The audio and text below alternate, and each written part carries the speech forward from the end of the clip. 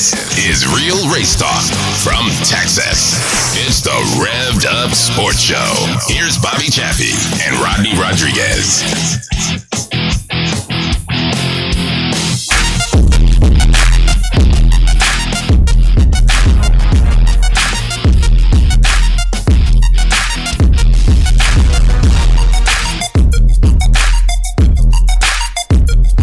Hey Monday, hey November, hey pre-election day. It is hashtag Real Race Talk from Texas. Showtime, Bobby Chaffee, Rodney Rodriguez. We're on a little bit early today. Funny how things come together. We've got a jam-packed show coming up at 6:15. We will talk to Casey Roderick. He wins the All-American 300, All-American 400 this weekend. At 6:45. We talked to the great Gary Ballou. Bobby, how are you, man? Man, I'm doing all right. It's starting to get a little weather change. The time change, man. The time change kills me every single year. I kind of at one point decided that I don't like it, and then another time decided that I do like it. I think in the morning when I think that it's 7 o'clock and I need to be, when it's 6 o'clock and my body thinks it's 7 o'clock and I get an extra hour of sleep, I like it. But then towards the end of the day, when you start, sitting there at work about 4 o'clock and your body telling you it's 5 o'clock, time for a cold one, yeah, not so much, man. Yeah, that is the hard part. I mean, the mornings when you get, I don't necessarily mind right now that it's dark. I mean, it's a little odd. You get thrown off and you look down and it's whatever time and it's dark, but in the morning when you wake up at whatever time and it's daylight, I mean, I used to get up real early. I mean, fortunately these days I really don't have to, but that's the one that I don't like is when you wake up and the sun wakes you up. That's kind of the part that I'm not the biggest fan of, but that's okay. But people are talking about changing that, so maybe we won't have to deal with this before too long. I don't know. Yeah, maybe not. There's too much change happening. Tomorrow night, who knows? We may just end up popping on a surprise Revved Up Sports Show just to give yourself something different to watch than all that stuff tomorrow. Just remember, though, the only political stance that we have is don't vote, don't bitch. That's the easiest way to remember that one. Friendly what is that? Public service announcement. PSA from the Revved Up Sports Show. If you don't vote, you don't bitch. That's exactly right. I mean, if you're upset with something, I mean, you do have a lot of people say, well, it's just one vote. Well, one vote that could make a huge difference. So do your civic duty. A lot of people live in places where you have no opportunity to talk. So or have your voice heard. So definitely jump in and do that. As we said, huge show coming up. Bobby, got to ask you quickly. Are you surprised Truex didn't get in, or are you more surprised Harvick didn't get in? I'm more surprised that Harvick didn't get in myself. I think the way that it ended up shaking out, all he needed was that one position. Actually, he just needed 1 point throughout the entire third round of the playoff. He needed one position in 3 races, and he just didn't have it. I mean, as bad as it's horrible that he didn't make it, and it's, everybody wants to complain about the system the way that it is. Denny Hamlin said it best when he talked about you have this. The way that this format is set up by NASCAR is there's a lot of Game 7 moments, right? Ninth inning, Game 7 moments. Yeah. But it happens every 3 rounds. Yeah, exactly. And this last round, this was a bad inning for him. This was a bad 7th, 8th, and 9th inning for Kevin Harvick. And that was one of those where, was it disturbing to not see him make it? Yeah. Did you really want to see him turn Kyle Busch and get that 1 point? Yeah, I did. Mm-hmm. Yeah, and the thing is, you watch. I see a lot of folks saying that being the best in the regular season and so forth and so on, that it should be an automatic bid into the Final Four. But here's the bottom line, folks. When you look at it, I mean, how many great football or baseball or basketball teams, whatever it's been, how many of them have been so good that they've run through the regular season, then they get to the playoffs and they have trouble there, and they can't finish the deal. You had a New England Patriots team that was undefeated, and they couldn't finish the deal. So I mean, it's the same thing right here. It's a season. I mean, it's a season, and Harvick and them, they didn't perform when they had to, and that sucks for them. But I mean, like I said yesterday, I think I posted on Facebook or Twitter, one of the two. I would much rather be doing what we're doing now than have a guy that clinched a championship 2 weeks ago. Well, I think part of it is just the perception of it, right? A lot of people were really digging this format when Harvick fans when he was kicking their ass and he had 46 points. Did you imagine that a guy with a 46-point lead would have an issue and miss it by 1 point going out of Martinsville? Absolutely not. I mean, Vegas made a lot of money yesterday with all the people that had put their money on the Final Four. I think a lot of people had Truex set to go in there. But props to Chase Elliott and the team over there. I was really impressed with the way that team ran. That might be, even though Chase Elliott has his 10 career wins or whatever, all with Hendrick, that was the most that I've seen him take control of his own destiny and actually just take control of a race. It kind of reminded me a little bit of when the Roval, when he had that extra drive to him after he crashed at the Roval, but they performed the way and Truex did for a long period of time. I think just towards the end of the race, there's just that little something that him and James Small are missing to keep them from being the elite like him and Cole Pearn were. But still, I thought Truex had an amazing race yesterday. I also thought that he had that Chase Elliott had a great race, and kind of really feel bad there for Alex Bowman, who had top 10s in all three races in the championship third round there, the round of 8. And still couldn't advance just because of the fact that sometimes top 10s just aren't good enough. Yeah. It definitely does make you think that it's an opportunity right here for Chase Elliott to. I mean, you go out and win the prize, and I think I think they said that every year that we've had this format, it's been the champion wins, and that's pretty much how it works out. So I mean, you've got them locked in now. You got Logano, you got Elliott, you got Keselowski. Who am I missing here? There's somebody else that I missed right there, but Logano. So I mean, you've got those guys. You go out and somebody, whoever performs the best out of that bunch is going to be your champion. And I think that's a great system, and I know folks frown upon it, but like I said, I'd much rather see this than something that it's not worth watching. I mean, it's not worth watching, and this definitely will be. And I think we're doing. You got four really competitive guys right there, and they're going to duel this thing out. It's going to be good. Well, I think this could be the first year that the winner of the race will not be the champion. I think that there's a new drive right there with Kevin Harvick. I think that we run a risk, and when we talk about this race on Monday after the champion's crown, and we'll be talking about how Kevin Harvick went and waxed their ass. That's really what I foresee happening there, because a pissed off Kevin Harvick is an incredibly fast Kevin Harvick. And it's sad to see the guy with the most wins doesn't make it. I mean, Denny Hamlin has the second most wins, but he might not end up being a champion either. So it's odd that in the truck series that also Austin Hill, who was the regular season champion, didn't make the Final Four either. So it's not unprecedented. Even last year when Matt Crafton won the Truck Series title, it's not unprecedented that the guy that wins the championship doesn't win a race. But you see that more in the lower tier, so it's going to be pretty exciting. I think that the Xfinity race is going to be underrated in terms of how well that race is going to play out. Yeah, it's going to be a good weekend. It's championship weekend coming up in Phoenix, and looking forward to that. Camping World NHRA Drag Racing Series, they crowned their champions. Erica Enders, once again, 4-time Pro Stock champion. And I think, Bobby, a lot of that, people just don't give the credit there that she deserves. That young lady right there wheels that dragster right there, and for her to win again, it's a pretty damn impressive resume right there for that young lady. It really is. The fact that she's been able to win 4, and most of them have been consecutively. Granted, she hasn't won every single year over the course of the last 4 or 5 years, or 5 or 6 years rather. It's impressive to see how that team, the little team that could, they don't have a lot of the resources that some of the bigger teams do, although I don't know if you need as big of a team with the pro stockers as you do with some of the funny cars and the top fuel stuff. But in terms of her being able to be a champion, I think that it's great. This is going to be a very interesting offseason there for the NHRA, and how well that they end up coming through the trials and tribulations that they have in terms of they're trying to get their racers back on board. Their fans are definitely there, but that's it's going to be interesting to see how they respond with the new title sponsorship in Camping World there in 2021. Yep, going to be good. Going to be good. I'm just glad they got their races in, or at least were able to get some of those races in. Speaking of weekends, talking about crowning champions, we will quickly jump over to the Revved Up Sports Show hotline, and on the line we had, I think we lost him there for a second. We'll get him back on here right quick. Jumping back on the hotline here, coming up in just a second. We'll dial him back up. Here's how you do it with live radio. As we dial, so you get to hear the phone ringing. This is hashtag real race talk right here. There he is, Casey Roderick on the hotline. How you doing, man? Good. How about y'all? Man, not as good as you, man. How's your day been after the All-American 400? That is kick butt. Well, it's been a long day, really.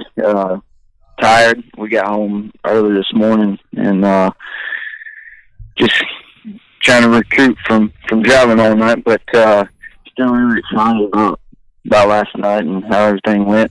Absolutely. And it's a surreal moment for me, as much as I've been through over the last couple of years, and to pull off a big win like that with my own team and car and everything was big for us. Mm-hmm. So Casey, did that change anyway? I mean, obviously the photos and the videos, when you got out of that car, you were clearly emotional. When you put your head down on the roof. I mean, is that by far the biggest win of your career, where you ended up having to have the having it won in your own equipment? Does that make it the biggest win of your career? Y'all cut out. What was that? Try it again, Bobby. Sorry about that. Can you hear me now, Casey? Yes, sir. I got there we go. All right, live radio, gotta love it. No, you were clearly emotional when you took when you got out of the car and you were putting your head on the roof and all of that, and you talked about it being a big win for you. Is this the biggest win you've got because of everything? Now that you won in your own equipment? Oh, absolutely, it's the biggest win for me. I've been trying to win this. Excuse me. I've been trying to win this race for a good little while now, and things just haven't lined up. I forget, 2015 maybe. Wow. I led a good bit of laps and I had a piece of lead come off the car, and so we got parked for that. And then, last year with Donnie's car, I had a really good race car, and we ran out of fuel, and we just played catch up after that, and so to come back this year and pull a win off was huge for me. And my confidence going into the Derby, I think that's a big advantage going into the Derby, with having your confidence level up and knowing you got a good car to work with. I'm really excited to get down there for Derby week and just feel the atmosphere of that event and get in the zone. Yeah, and Casey, talk about that. I mean, most folks, when they think of you the last several years, it is in that Ronnie Sanders number 18, and you do. I mean, to achieve this with your own team. I mean, you and Toby, you guys are doing this, and you come out of the box really fast at Pensacola. To do this on your own, man, that has to be pretty kick-ass. It is, and it means a lot to us, because we're competing against, $1 million teams, really, Yep. if you want to look at it that way, and people, paying a lot of money to rent these rides, and it's just, like I said, it's a surreal moment for all of us, and to be able to compete against those guys at this level and pull off a marquee event, I feel like one of the bigger events of the year, right before the Derby. So, and do it in the fashion we did, and I couldn't be more proud. Yeah. So Casey, when you joined us a time or two before, you talked about how you matured as a driver over the course of the last couple of years, and you've learned to be patient and not burn your stuff up. Was that the case this time? I mean, obviously a little bit of luck involved when Hocevar and Derek Thorne get together and both tear their stuff up, and it opens the door for you. But being that it's such a long race, did you notice a change in your driving style, or do you change it all with running your own equipment versus somebody else's? No, I mean, I still had the aggressive, style of driving, and I don't think that part of me has changed.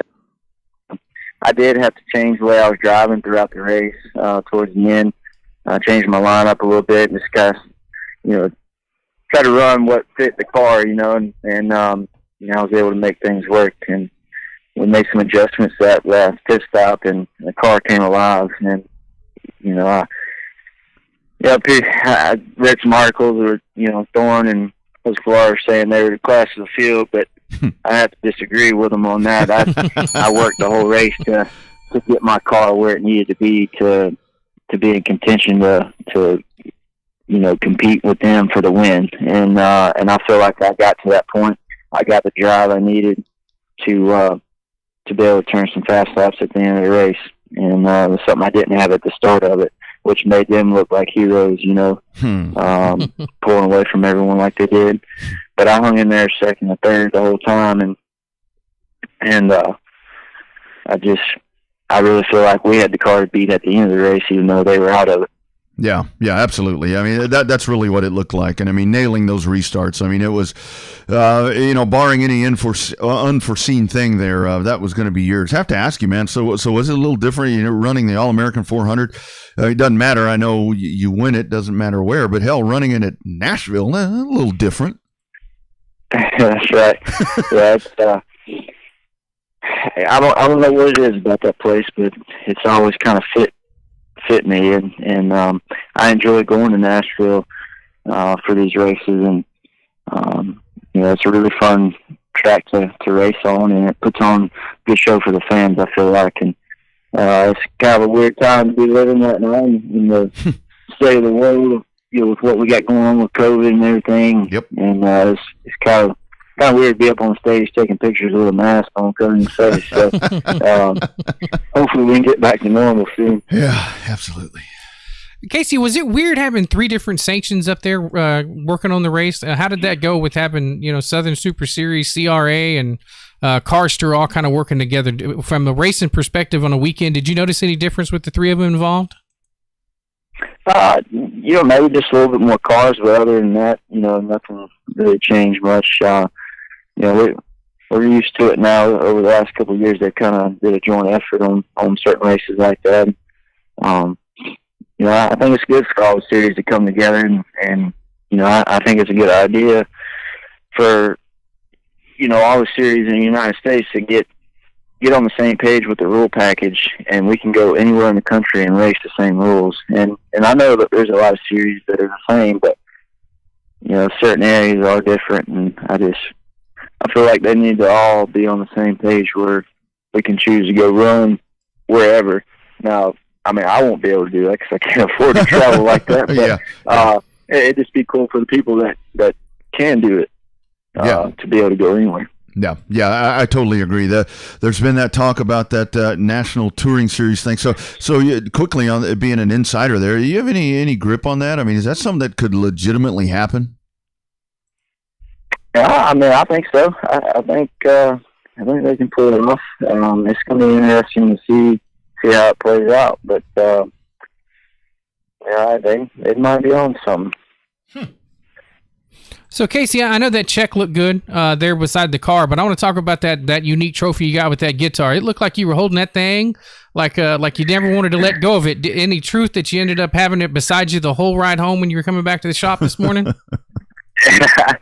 It was in the truck behind me on the way home. Toby had it in his truck. He was keeping an eye on it for me, and he really enjoyed the whole race weekend. And that's the first time he's really gotten to experience a big win like that on the asphalt side of things. And, glad he was there to experience that. And, with him being a part of this with me. And, it's pretty cool to see how happy he was to be able to do what we did. Mm-hmm. And, but yeah, I love my guitars now. I got, I think that's 10 or 11 now I got. Nice. And, I'd like to hang them up on the wall one day when I have my own place somewhere. There you go. Absolutely. Yeah, that'd be pretty badass. Quickly about Toby. So you doing some dirt racing, man, and I tell you, you're just proving your prowess there, man, because you're kicking tail at that too, man. Talk about the dirt program. Well, we got a really good car, and that's making me look better on dirt. But no, I really enjoy the dirt racing. I kind of like how the shows are. You show up at 5, 6 o'clock in the afternoon, and you're done around midnight to 1 o'clock in the morning. And go home. But it's fast paced, and there's not a whole lot of waiting around. Once the show starts, it's rolling to the end, and that's different from our type of racing. Like, we get there early in the morning, we're there all day, and we wait a lot. So it's a whole different atmosphere, and I've grown to really like it. Absolutely. So, Casey, you alluded to it when we first started talking to you about the momentum with the big win at the All-American 400 leading into the Derby. I mean, what is it now? Like, does this totally change the goal? I mean, obviously you're going to go to the Derby with your shot to want to win it, but I mean, does this give you and your program just that extra little kick that you needed to come down and try to win the Tom Dawson Trophy? It definitely has. You know, I'm going to try to be as prepared as I can be to you know, maybe run a test or something before the Derby week comes up. And you know, I feel rushed in practice with limited help. You know, I love my guys, and you know, they do what they can to help. And you know, sometimes we don't have enough time to get everything done, so we're always in a panic. So it's hard to really concentrate on what you need to do to the car adjustment wise and everything when you know you got to worry about everything else as well. So you know, I want to be better prepared in that way. That way I'm not rushing around at the racetrack as much and really focusing on what we got going on. Yeah. What would it mean, man, to win two of these to win two of these crown jewels in a 2020 that we'll never forget, and hopefully we never go through anything like this. I mean, I don't know if it ends in 2021, but what would it mean with your own team, with your guys? How special would it be to rack up two of these bad boys? It would be really special for myself. I know it would be the guys that are involved going to the racetrack with me, and you know, they do this as a hobby. You know, they don't get paid to do this. They do it because they want to do it and they love it.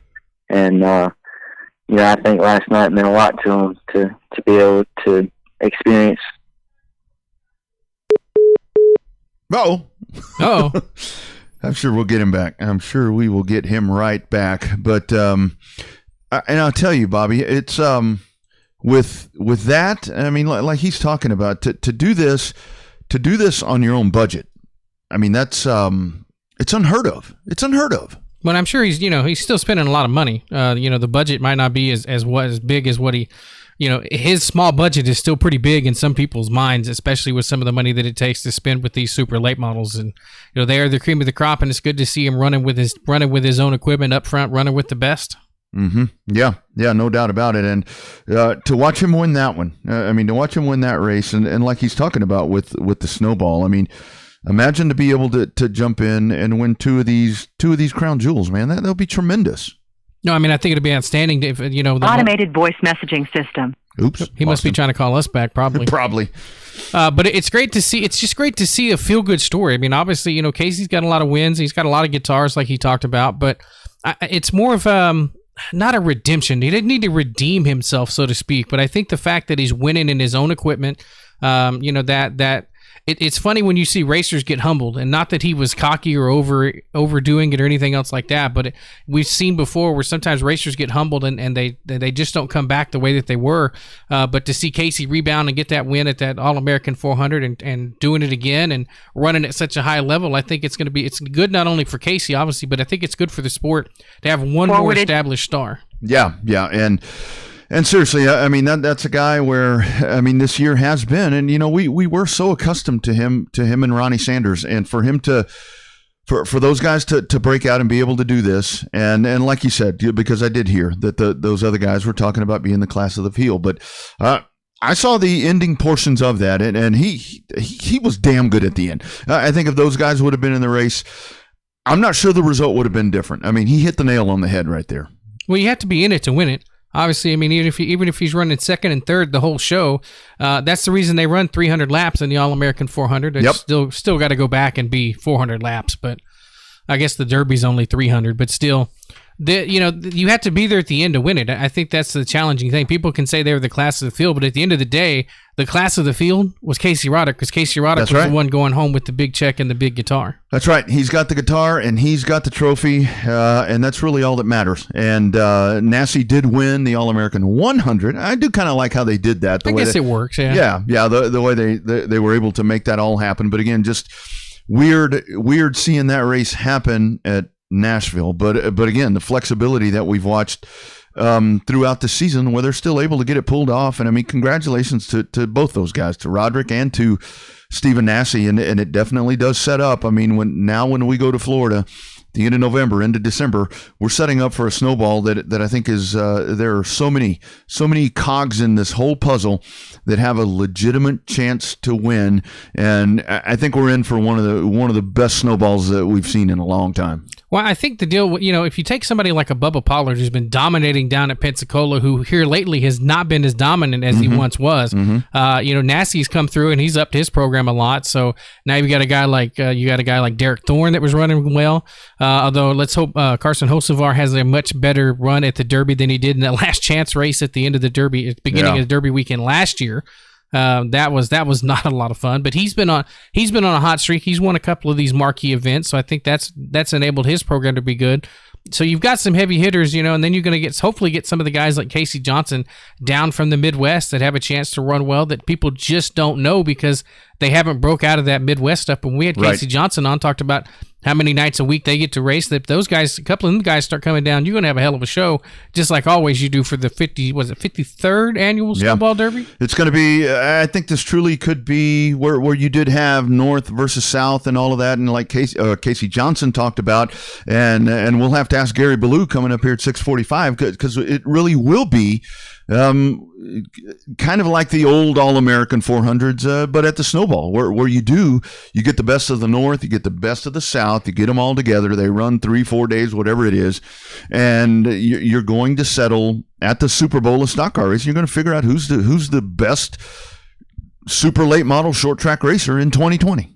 I think that's the way it's going to be. Obviously, the Snowball is always I would consider it the marquee event. And for our super late models, I think the allure and the media notoriety that's come with the Derby, I think it's increased so much, just not even the last 5 years. I think the last couple of years. You saw it kind of take a turn when Kyle Busch went down and ran it and won it 10 years ago. Back in 2009. And the last couple of years, 17, 18, 19, you got real close to that 50th anniversary, and it just seems like all of a sudden the Snowball's as big as it ever has been. Yeah. Granted, 2020 is going to keep it a little bit more low-key just because of everything else with 2020. Then hopefully we get back to normal there in 2021. But I think the ability of Tim Bryant and the team down there to make this race as special as it is, even a more special event and become even the show. It's no doubt about it, because when you say it, a race has its own unique characteristic when you only describe it by part of the event. When we talk to NASCAR fans about the 500, they know it's the Daytona 500. When you talk about the 400, they're talking about the Brickyard 400, the Coca-Cola 600. When you talk about it, you talk about it all the time, we refer to it all the time as the Derby. Not the Snowball Derby. We just say the Derby. Oh, you heard when he was talking about it. Yeah. When he was talking about it. And this race stands on its own, and it's a destination race now. I mean, you have folks that, and we see it so often now with guys like Casey. He's been to the other ranks, and you've got Bubba and Nassie and all of these guys where they are, this is what they do. And they're very content doing this.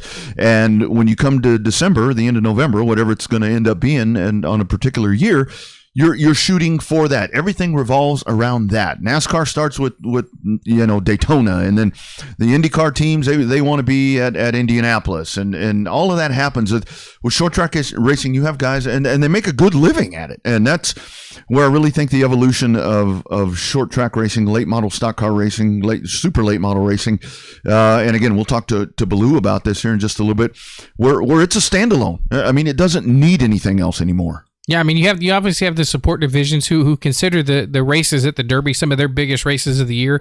Obviously, Modifieds and Mayhem will be running there, but that's their biggest race of the year, Snowball Derby.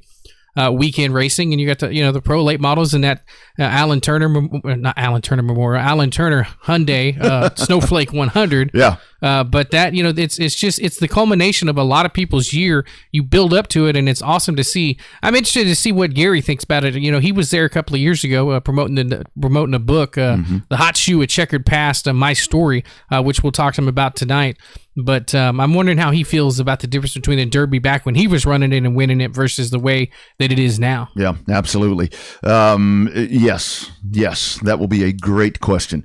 Speaking of that, coming up, we're going to take a quick break, and then we will talk to the one and only, the Hot Shoe, Gary Ballou, right here live with us on the Revved Up Sports Show. That is coming up. Stick around. That's next.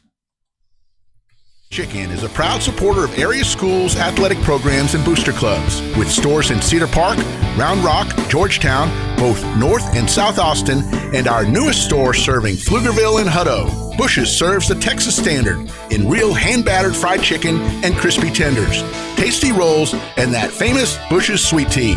Bush's Chicken, proud supporter of area schools, athletic programs, and booster clubs. The Texas standard, Bush's Chicken. It's good, good, good.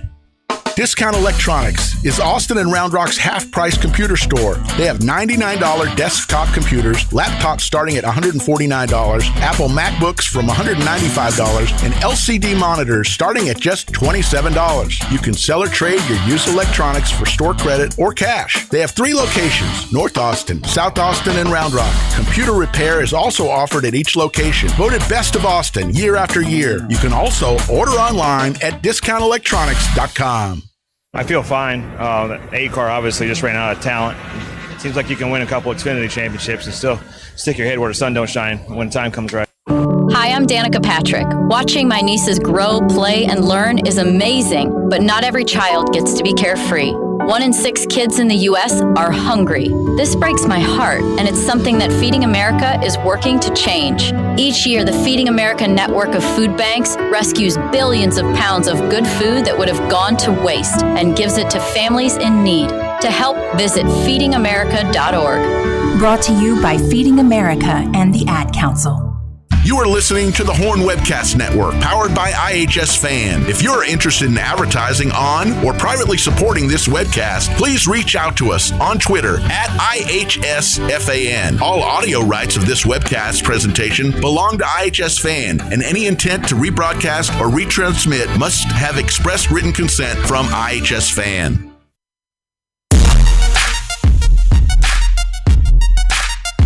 Revved Up Sports Show coming to you live from Texas.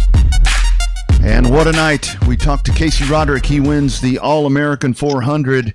Wins it in nice fashion right there. And I love those comments right there. He said he was indeed the class of the field, and he's got the guitar, and he's got the big check, and that's what counts. And we're going back to the hotline.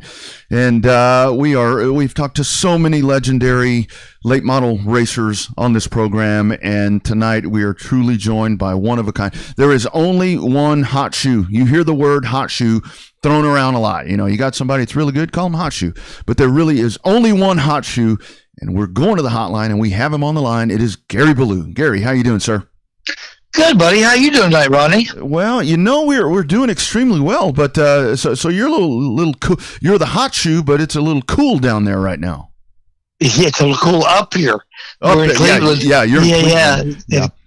It was like 30-something today, and we had a little flurries yesterday, but I think we're over most of that now. It's supposed to be 60s, 70s the rest of the week. Yeah, that's super good. So, Gary, I had no idea, and of course, we'll talk about your book throughout the evening, but I had no idea that you were born in a hurricane.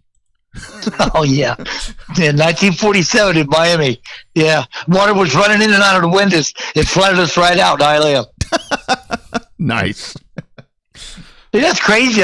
I like stormy weather. I mean, like, I've been to the islands where the water's running into windows and knocking the windows out and stuff like that. And I like it. The more the trees lay over, the better I like it. Absolutely. Well, Gary, we know you started racing go-karts and stuff when you were about 7 or 8 years old. When did you start running the full-size cars? I know that there's been rumors there a long time that you had to lie about your age or misrepresented your age to try to race these bigger cars a lot sooner than you were supposed to. Well, we'll end that rumor because that's true.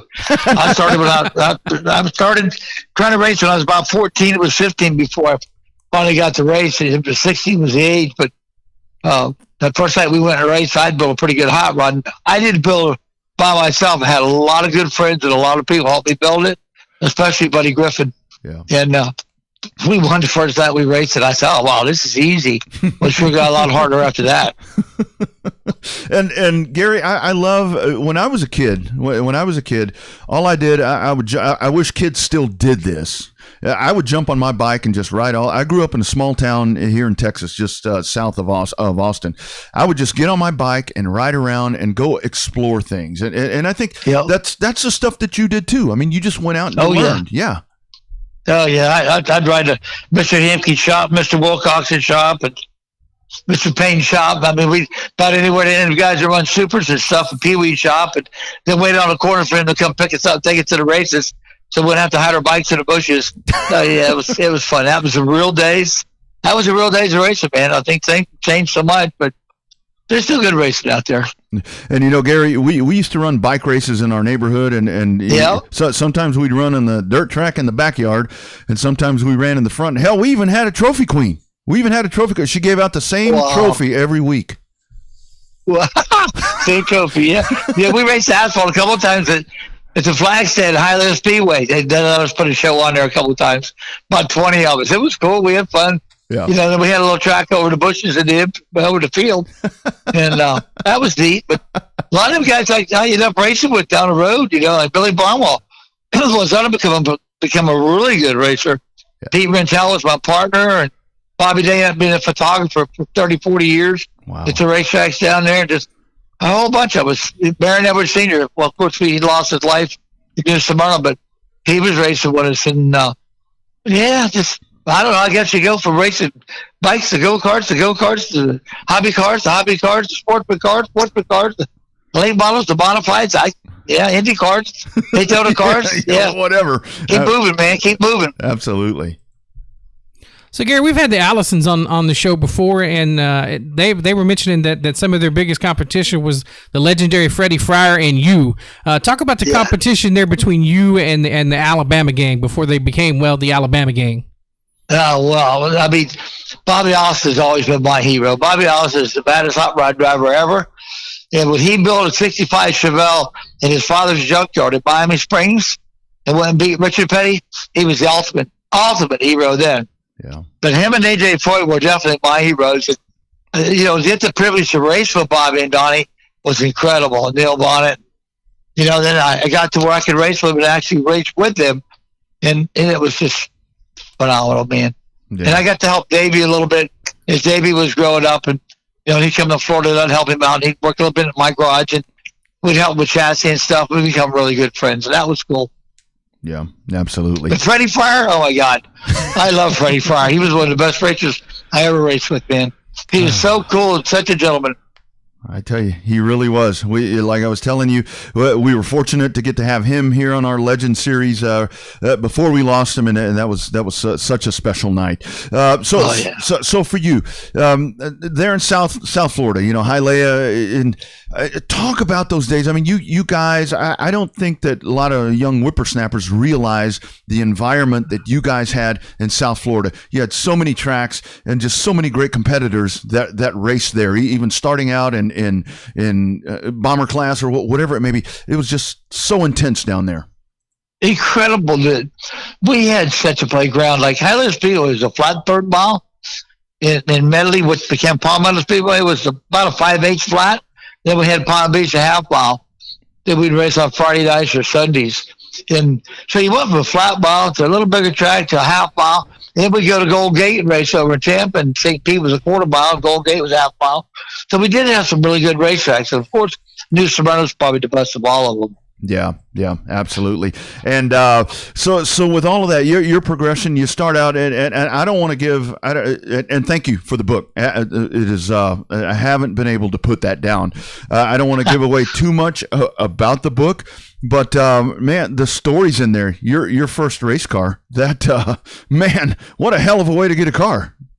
Oh boy, bagging groceries and riding the bike to school, cutting grass and picking up beer cans and hanging out with the guys and changing the right front tire off the trailer, whatever I could do to get involved and be a part of it, Yeah, absolutely.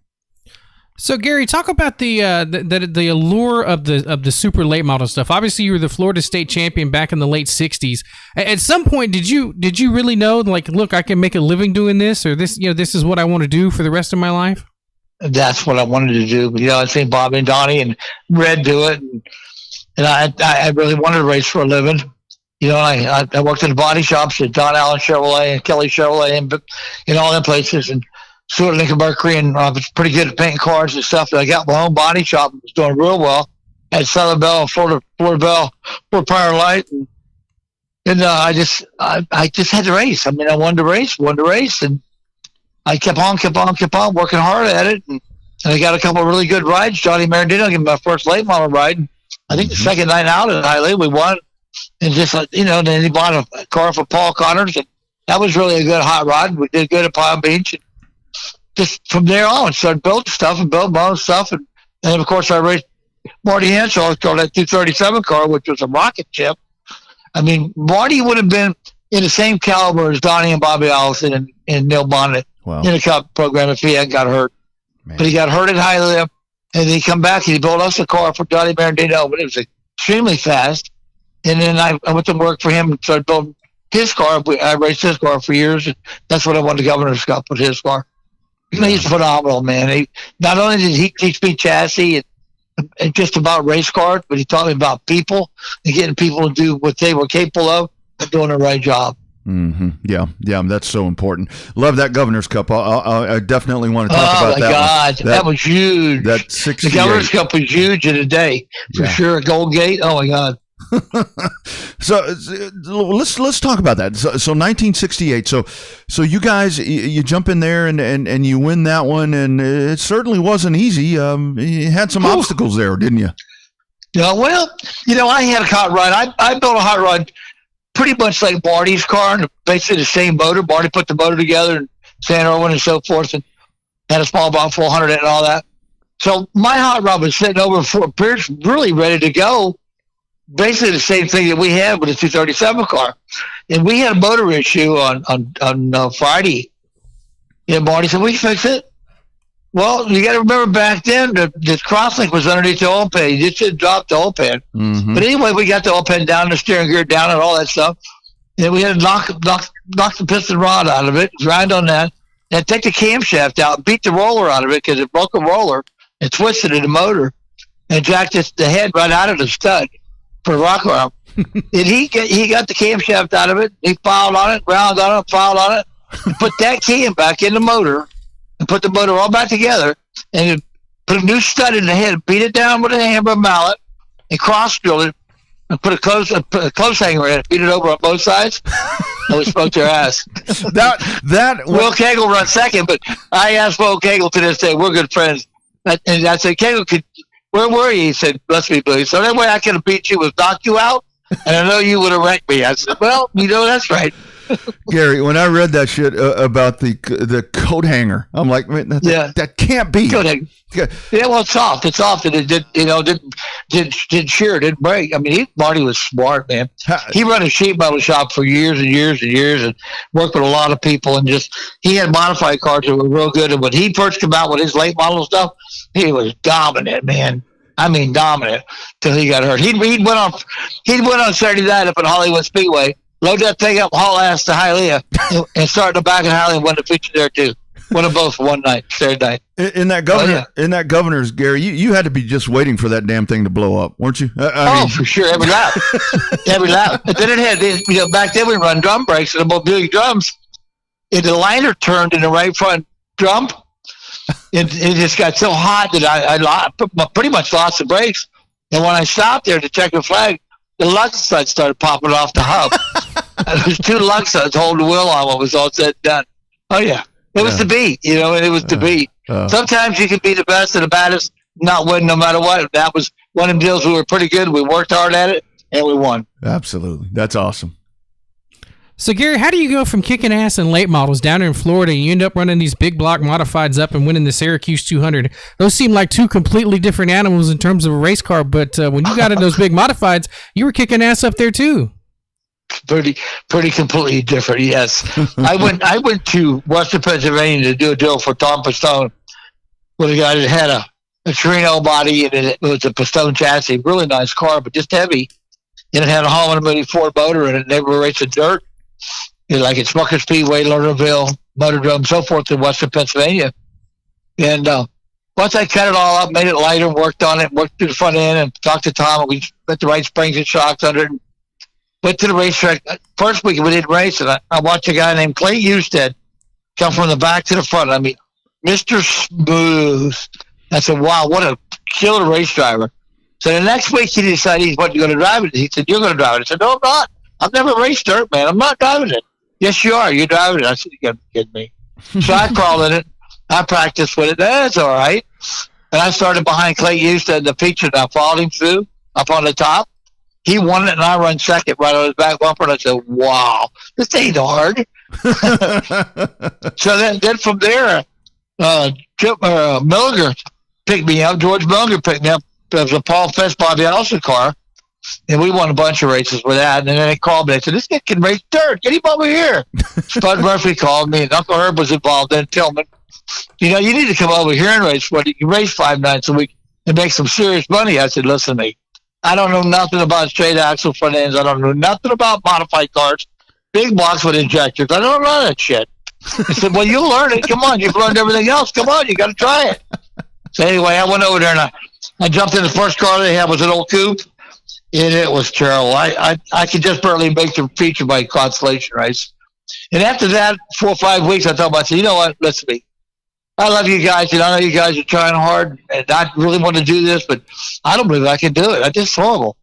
I go home and win race after race. I race to win. I don't race to run second. Right. And they said, no, wait. We almost got this new Mulligan car done. I said, so where's this new Mulligan car at? Well, it's up behind Bernie. You need to go look at it.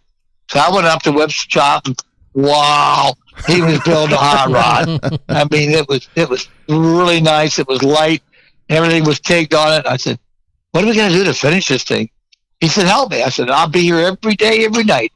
And we worked, so we got it done. Yeah. And we got it done. We took the heights on the first night, and I should have won the first night with it. And Pulaski gave me the right rear to the starter stand. Yeah. Because he sat real early. My fault for being there. Sure. I mean, that's the way he raced. He said it's a starter stand early. And I just happened to be outside of him, and he got me in the left front and turned me straight in. Oh, destroyed man. it. I mean, the front axle, knocked the frame over, tore the headers off, took the right rear tube out of it, shocks. I mean, it took 2 records to bring it to the pits. And wow. Paul Hillbrand was standing there with a smile on his face, and I looked up. He said, why you got your head down? I said, why? Have you seen your hot rod? He said, but we've never had a hot rod come from the back to the front like that. I said, yeah, but we didn't win it. He's going to win it tomorrow night. I said, what, tomorrow night? He said, we're going tomorrow night. So listen, you let me drive one more time, I'll pay you for everything I tore up tonight. He said, bullshit. Just drive it. So the next night I went to a 200 lapper at Function. It had 12, 14 degrees of caster in it. It had a V-belt with a power steering. Yeah. And it started slipping. That thing wore me out. I run second, but it wore me out. Oh, man. So the next day I couldn't pick my arms up, wipe my butter to pee. They said, come on, we'll go to Nazareth. 100 lapper. I said, no, I can't move my arms there. It's so bad. Yeah. We're coming to get you. I said, no, they're coming to get you. So they came and got me. Get in the car. Okay, I got in the car. I could hardly use my arms.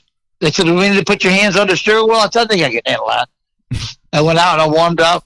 Oh, my God. That thing was on a string again. I won it. It took 3 tries, but we won it. We dusted pretty good that night. We won a hot run. That is so awesome. Then I had that feeling like, maybe I can do this, you know? Then you start winning races and start going good and understanding the whole deal better. And yeah, it was great. And then they sold the car at the end of the year, and Ferriola bought it. Well, that was really good for me because they really had some good motors. They'd buy tires for it. They could afford it way more than the people I was with before. They were great people and put forth all the effort they could. But with Ferriolas, they were way better hot rods in a better situation. Yeah. So we got going really good there. And, you know, the Mulligan cars. Then they got Grand King car. We run really good with that. Then I got the wild car, of course, when I was on my own racing cup cars. Yeah. Kenny wanted to build a car for me. We won 6 nights there in New Smyrna.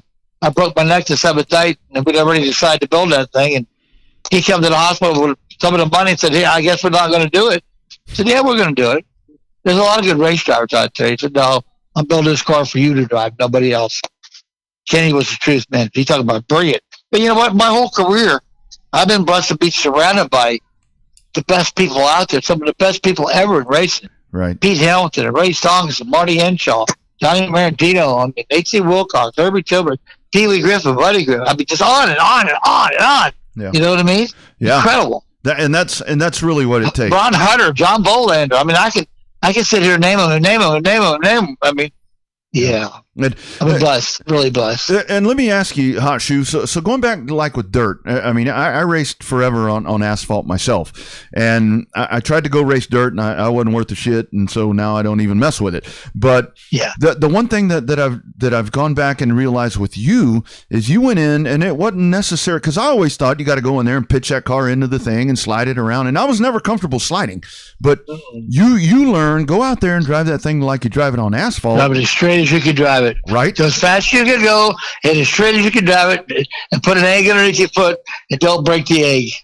But I raced 11 years on asphalt before I ever sat in a dirt car. Yeah. And I raced a place, Highland Speedway, that was a flat third where you had to pick the gas up really gentle and not buzz the wheels. So I think that racing Highly and Fort Pierce and some of them little tracks helped me a ton on being smooth on dirt. But anything over 50 laps when I first started running dirt, I could kill them anything over 50 because I saved the tires. I didn't burn the right rear off. Yeah. You know? Yeah. Yep. So that's why I think my effort at Syracuse was so good, because I didn't slide the car. I drove the car around there. Right. So Gary, was that the same car that you brought to the Derby a couple of years ago? The Batmobile, that number 112. Is that the same car, or is that a reproduction? Original car? Yeah, I restored it. Then we restored it again to make it where we could go on a racetrack. We were only a half a second off of today's modified car 40 years later with a nostalgia motor.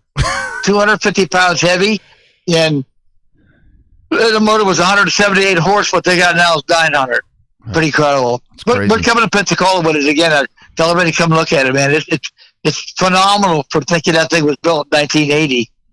Yeah, absolutely. You know, I've seen. Is that the one? Is that the Orgasmatron? I think is on right underneath the airbox. What's the story behind that name? Yeah, that was Kenny's. That was Kenny's still with airbox, the Orgasmatron. Yeah, pretty neat. And the story with that one. I mean, that was, Kenny Weld had that idea there, and your first thoughts when you saw that? I mean, when you saw the design, are you thinking, what the hell is this? Or are you thinking, I want to drive this? When I first looked at the prints and the drawings and stuff, I went, but he told me, I'm going to build you a car. So I'll watch you race 110% all the time. I want to build you a car that you can race 85% and lap the field. I said, Kenny. He said, I'm telling you. I'm not bullshitting you. I'm telling you. I said, yeah, right. Okay. Then I looked at the prints and I went, wow. But I understood the roof, and I understood where it was at, and I understood the pods. And when he showed me about there in the carburetor and the induction, I understood that. And I understood the drag and the coefficient on the drag and everything we had, the pans we had, and the runners and all that, the skirts on the bottom. I understood all that because I did all it to my late model stuff. I was somewhat advanced in late model racing with aero. Yeah. I mean, so I understood the aero and what was going on. And, of course, when we're going to put a Hunter in it, you're not going to put a bigger big block, a better race motor than a Ron Hunter. Yeah. So the whole thing was really intriguing to me. I said, let me talk to some of my sponsors here to see if they'll help me. And I went and talked to Billy, and I talked to Pee Wee, and I talked to this one, talked to that one, and they said, we'll help you. Whatever you got to have, we'll help you if you want to do it. I said, hell yeah, I want to do it. So they all jumped up. Everybody gathered up. Even Clyde Hart helped us. I want to do some other. And we gathered enough money to do it. And I gave him a briefcase and said, here you go. That night I broke my neck. He came to the hospital with a little briefcase. I said, well, what is that? What are you doing with that? He said, well, I brought it back. I said, don't bring it back. It ain't mine. It's yours. Put the car together. He said, you got to be kidding me. He said, Gary, you may not ever race again. He said, I'm going to race.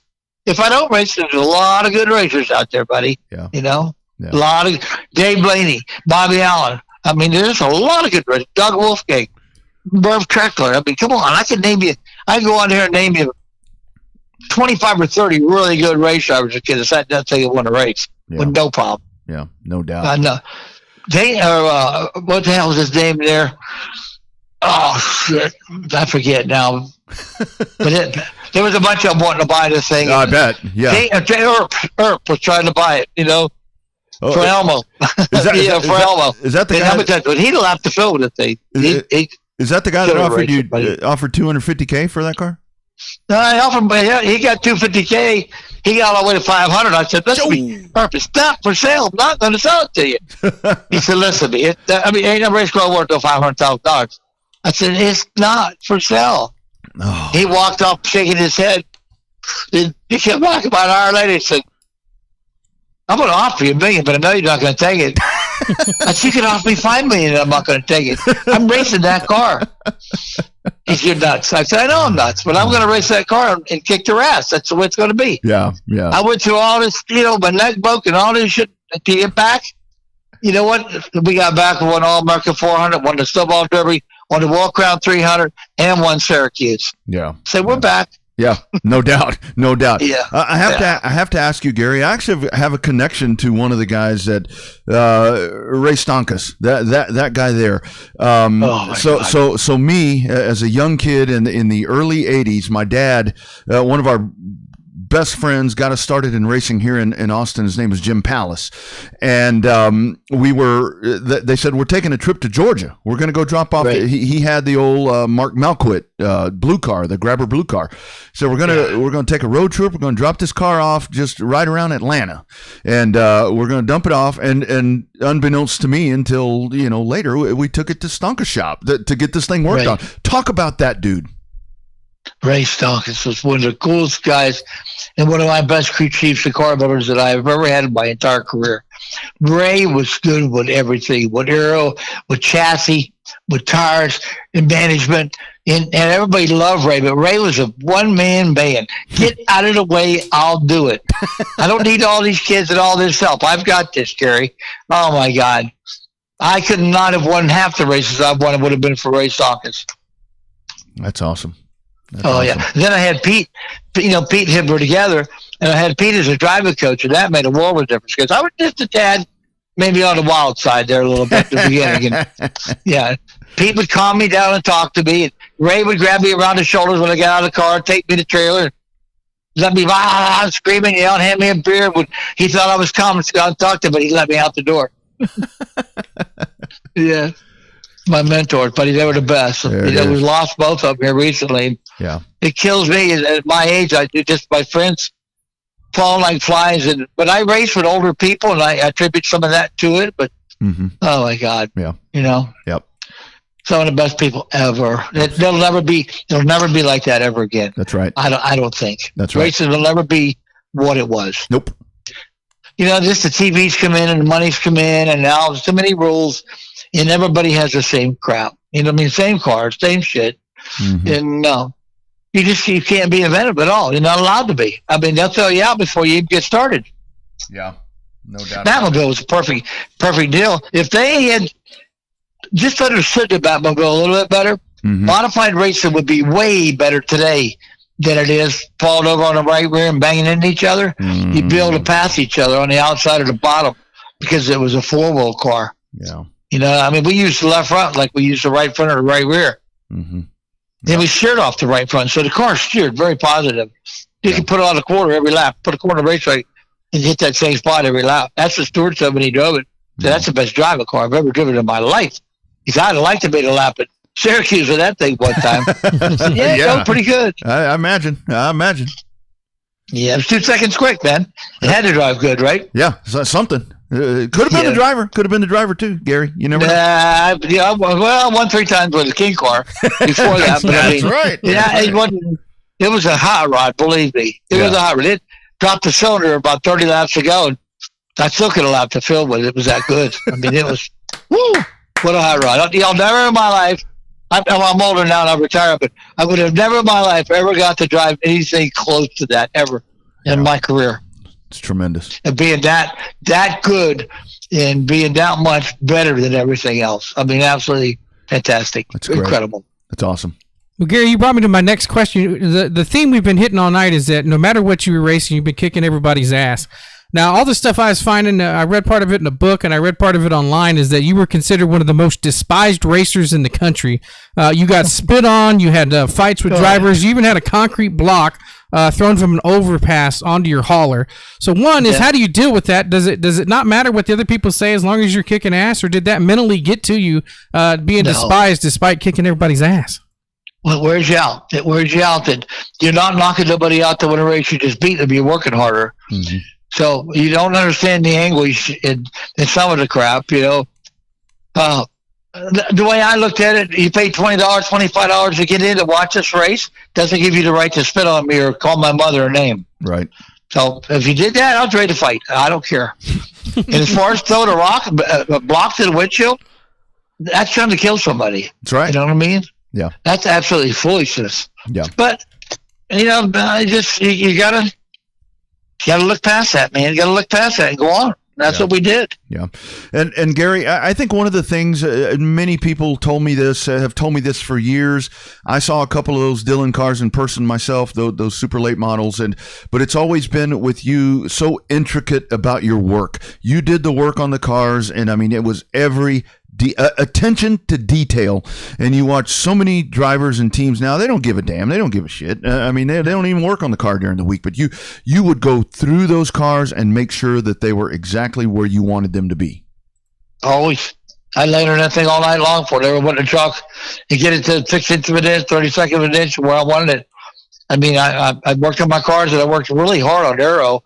I think I was way ahead of everybody with aero. Oh, yeah. And, I mean, we just kept trying and trying. We go to New Smyrna. We tested before 84 won all them races. And we run like a 17, 18 at New Smyrna. And the next quick time, I think, was Trickle at a 1770 or something. We were quicker than the asphalt modified cars. And because we went every week and raced for about 6 months. Mm-hmm. And we tried. And if I didn't like it, I'd go back on Sundays about noontime after church. After buddy got out of church, and I'd go run 2 or 3 more hours and try some more stuff. Then go back to Miami and work on it some more. Come back and forth. We rubbed and rubbed and rubbed and rubbed and rubbed till we rubbed holes in it. Mm-hmm. We had her balanced pretty good. Yeah. Apparently so. So, Gary, All-Pro ran here in the early 80s, 84, 85, 86, right in there. Do you remember coming to Corpus Christi and San Antonio Speedway back in the day with All-Pro? Let me tell you something. Let me tell you a story about Corpus Christi. We were pretty good there off the trailer. We sat on a pole. We started the race, and we didn't run probably 20 laps when my seatbelts come off. And I said, I'm leading it. But you know what? It's not real good to race without seatbelts. No caution come out because I was hooking back up. I'm hoping for a caution, and no caution. And finally, I'm pushing the button trying to talk to Ray on the green. Ray says, "I'll beat your ass. Stop! I'll beat your ass." I could hear him say it. I just kept going. I said, finally, I'm telling him on the radio. I said, "Whoever gets here alongside him, I'm going to let him go. I'm not going to race him. I'll let him go." Yeah. Another 5 or 10 of them go by me, and a caution come out, and I got the belt hooked back up. I'll do it back while I want it, but not the smartest thing I've ever done. Well, then we raced. Was it Texas World or something? The next day we were fast. San Antonio. Yeah. San Antonio. The transmission blowed up and it leading it. Holy crap! You get up on the wall stuff and it locked my lights out. And I got back in the thing and went back out, and I don't remember where I was at. Oh, man. Yeah, that wasn't too good a deal. Yeah. And, Gary, I don't think people know this, but speaking of San Antonio, so did you go to Lackland? Is that where you were? I went to Lackland Air Force Base, for basic training, That is crazy. I had had no idea about that. And I was there at San Antonio when you got knocked out. So tell me about automatic transmissions. So you were one of the last. Oh, wow. I think you were one of the. I don't think you were the biggest fan of those, but no. And then power steering. You were one of the last guys to go to power steering when all the wusses wanted to go. I was killing Randy Sweet. Me and Randy were really good friends. Yeah. And I just made my car drive good because of the caster and the bump steer and just the right amount of camber. And my cars drove really good. And then I split the caster to lead off of the corner and had the right worm gear in the box and all that stuff. I made my cars drive good. Bobby Allison told me a long time ago, the car's got to drive good before it can go fast. So I worked really hard at that. And, when we first got the power steering, the servos were too soft, and you turn the wheel and maybe it turned 5 seconds later. You know what I mean? Like, yeah, you're all over the racetrack off the corner. I watched Trickle, he was struggling with it, and I couldn't do it. And me and Randy worked at it, and we finally got it. And we got it. And I said, that's great. That's cool. Yeah. But it took a little while to come around to it, but we got it. Yeah. And then I had a sweet deal, and I was trying different spindles every racetrack. I had about 20 of them there in the trailer, and he said, "Jesus Christ, Gary, I'm all bent." I said, "No, they're all for different racetracks." "What do you mean?" I said, "Well, they're all different Ackerman in them. They're different degree spindles." He said, "Well, I understand all that." He said, "But we need to make something here for this." Yeah. That's when we made the slotted left front steering arm to change Ackerman. Oh yeah. I worked right with Randy. Randy was one of my best friends, man. He was cool. Yeah. He was crazy, but he was a cool dude. Oh man, that is super awesome. That's just another great name right there. I mean, oh my God, yeah. Yeah, so many names that you see when I was blessed. I told you. Yeah. Got to work with all them people, and then people work with me. Yeah. And help me win races. I never won a race ever by myself. Nowhere. Yeah. Yeah. Gary, let's talk about, so we just had Casey Roderick on. He won the All-American 400 yesterday, which was at Nashville because of all the COVID stuff. But so back in the day, back when ASA and All-Pro, of course, you were the All-Pro guy, but you would go and run with Rex Robbins and all those. That was a true North versus South. I mean, that's right. That's the way you did it right there. That's exactly what it was. I would go up north and race a couple races for Rex. And I'd get with the officials up there and I said, look, we can all go back down now, All-American 400, and we cut our shit up, you cut your shit up, cut our shit up, cut your shit up. And guess what? It's going to be a crappy race. Yep. And we're all going to be mad at each other. Yep. Why don't we just go down there and race and stop all the nonsense? And Leo was a tech inspector back then. He was a great guy. And Eddie Graham was an inspector down south. And I got them together, got them both cigars and puffing on cigars there and talking about it. Guess what? We went down there. We all raced. When he cut none of the northern cars up, when he cut none of the southern cars up, we raced. Yeah, they were good races, buddy. They were good races. Absolutely, they were. They sure as hell were. So, Gary, does it surprise you how big the Derby's gotten? I mean, we were talking to Casey about it, and it just seems like over the last 2 or 3 years, the mainstream notoriety and even the NASCAR world, like they pay attention to the Derby more than they ever have. Are you surprised it's gotten as big as it has?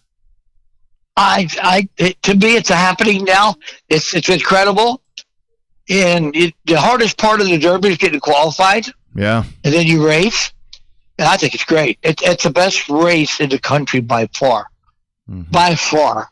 I mean, the All-American 400 was always a good race, and Walk Crown, and this one and that one, but the Derby has become by far the best weekend of racing anywhere. Mm-hmm. Yeah, I totally agree. I mean, it really is a Super Bowl, and it kind of keeps it normal. I mean, it's the way it should be with short tracks. Let's talk about that red number 112. Got to talk about that season, and of course the transition into you win the championship that year, and that was really the one year, and obviously there were reasons why, but that was the one year that you said, I'm going to win a championship. Talk about that season. That was such a great year. We all sat down, Pete, Ray, and I, and Big Ben, and everybody that worked for me. And we sat down and said, look, we can win a championship, guys. We may not have won all the races because we want to win a championship. Because I always raced to win. I didn't care about winning championships. Right. I don't know. I could have won more if I had put my mind to it, said we're going to win championships, and I didn't. If I was running second and there was 5 to go, I'm gonna get outside that guy and try and win and maybe run fourth. Yep. I didn't care, and I raced for a living. It was about winning to me. When I come to the gate, I have one thing in my mind: winning a race, and that's hard to do and win a championship. But you know what? We sat on the most poles, we led the most laps, we won the most races, and we won the championship. You know what I say to that? Now, what do you want to do? Right. Want to go have a beer? Or do you want to fight? Yeah. But that's pretty phenomenal to be able to put all that together in 1 year. You know what I mean? Yeah. Yeah. No doubt. And then I had to check in. In on Monday morning to Fort Worth. Yeah. Right down the road. Yeah. Oh, yeah. Brutal. Yeah. Yeah. Well, Gary, before we get into that, let's talk about your cup stuff. When you started hooking up with Billy there, talk about how your goal was to win. A couple of things changed a little differently. Man, you might have been one of the best ever in Cup. Well, I was pretty much on my way there. I mean, we were racing for Raymock, and we just had motor issues, and a little shortly funded, but we run good. And then then I got to deal with MC Anderson and Raymond Beadle, and Reggie and I teamed up and bought it. So I had a shot in the 27 car for Milwaukee, but yet Harry Renier was looking at me in a 28 car besides. So I think that I was just about to the door of setting in a really good high rod and team, and the bottom come out of it. That was it. That was like, you want to be a rat piece of shit and tell us what you know, and you go on and race. Well, I beat my chest. I went by myself, and I come back with myself. Yeah. Yeah. You don't have to worry about where I go, what I do. or my children. That's the way it had to be. Yeah, no doubt.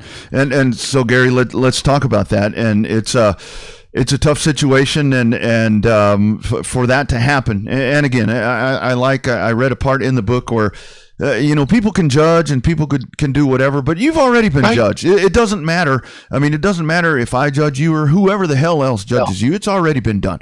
But talk about that. I mean, I love the passion, how you tell the stories there. I can honestly tell you, I told Bobby, my co-host here before we came on, I said, from what I read in that book, I'd have done the same damn thing, whether right or wrong. Yeah. But talk about that. Walk us through that.